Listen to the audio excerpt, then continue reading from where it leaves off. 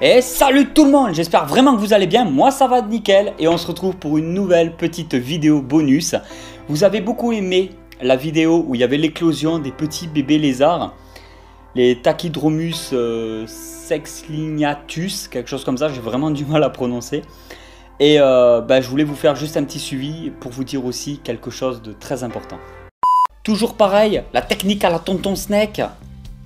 Un nid de fourmis de chez Fourmi-Homme pour maintenir les juvéniles, et ben c'est parfait, ça marche du feu de Dieu. Alors ce que je fais, c'est qu'en journée je mets une lampe UVB, donc toujours pareil, juste au dessus du couvercle grillagé, ce qui fait l'ampoule vraiment ici en fait, vraiment là quoi.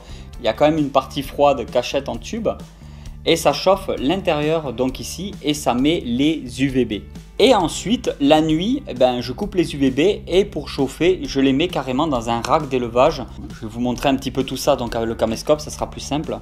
Comme vous pouvez le voir, le bouchon est vide, mais ça c'est parce que dans la nuit, en fait, là je suis en train de tourner la vidéo le matin et dans la nuit, en fin de compte, ce qui se passe, c'est qu'ils ont foutu de l'eau un peu partout.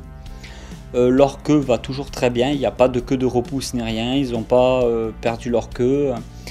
Et je les nourris donc avec mes élevages de blattes Red Runner, donc c'est des blattes, les bébés qui font 2-3 mm à peu près. Toi tu montes, non, redescends. Hop là. Et là je vais vous montrer par exemple derrière la souche. Regardez toutes ces blattes, regardez-moi ça. Et après les lézards n'ont plus qu'à venir se servir.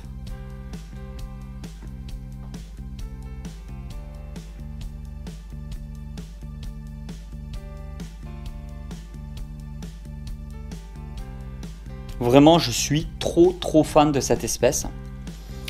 Alors mon objectif sur le long terme, c'est d'en avoir vraiment beaucoup, une très grosse communauté, parce que comme je vous l'avais dit, le terrain il est tellement énorme que 5 lézards comme ça, je les vois quasiment jamais quoi. Même si c'est très actif, on les voit pas souvent. Du moins, ça bouge pas beaucoup dans le terrarium.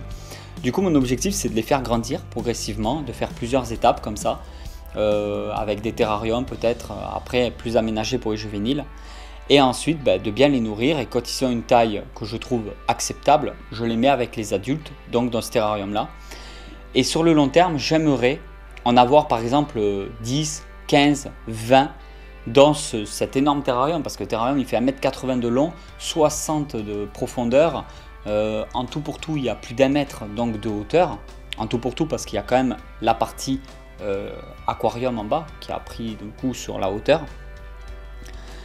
Et donc j'ai encore beaucoup de projets pour cette structure qu'il y a derrière et je vais vraiment en profiter d'y mettre beaucoup de ces lézards là, de mes propres reproductions. Ça va être génial. Je me suis mis à fouiller dans le terrarium un peu dans tous les moindres recoins et j'ai vu que dans certains angles du terrarium, à certains endroits stratégiques, il y avait bien des œufs, oui. Mais des œufs du coup qui avaient bien séché, qui étaient un peu ramollis, mais il faut... Prenez bien en compte qu'il ne faut jamais jeter un œuf si vous voulez vraiment faire de la reproduction, que tous les œufs peuvent être potentiellement encore viables tant qu'ils ne pourrissent pas, on ne sait jamais. Donc j'ai décidé d'incuber tous les œufs, même si à la limite je savais pertinemment qu'il y en a certains qui n'allaient pas tenir du tout. Et bien les œufs se sont remis à gonfler. J'en ai trouvé à peu près 14 ou 15, mais sur les 14 ou 15, il y en avait 10 potentiellement fiables et sur les 10, il y en a 2 qui se portent un peu moins bien et les autres se portent beaucoup mieux. Donc ils ont regonflé, ils sont devenus même plus gros que des Tic Tac actuellement, ça c'est marrant parce que pondu c'est plus petit qu'un Tic Tac et après ça regonfle petit à petit, ça grandit un peu plus qu'un Tic Tac. Et du coup je les ai mis là-dedans avec vermiculite dans une boîte un peu Blabast, une boîte comme ça. Je sais pas trop comment on appelle ça. Et après je les mets dans l'incubateur, là où je lui mets mes œufs de python, les choses comme ça. Donc en fait ça incube à 31,5 les œufs. J'ai pas d'informations là-dessus, je n'ai même pas fait de recherche, je vois que ça marche, donc je suis content comme ça. Et voilà tout le monde, j'espère vraiment que cette petite vidéo Reptivlog vous a plu. Si la vidéo vous a plu, vous pouvez toujours la soutenir de la façon que vous voulez, la partager, faites ce que vous voulez avec. Et moi je vous dis à très vite pour une nouvelle vidéo, vraiment à très vite. Allez tout le monde, ciao ciao!